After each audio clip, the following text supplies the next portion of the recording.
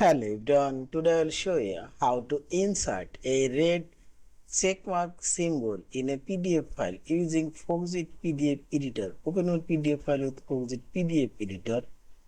Now select this Foxit e-sign option, this top menu, and here you will find this checkmark option. Click here and put your checkmark here and wait.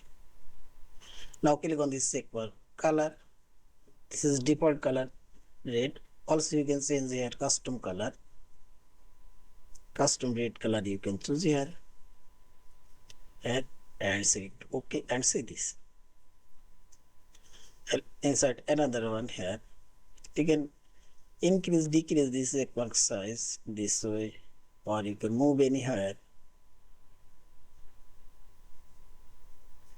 and change color, make it green color and select hand of and see this. Inside you can insert red color checkmark to your PDF file. Yeah, and finally select this file option, save or save as a PDF file.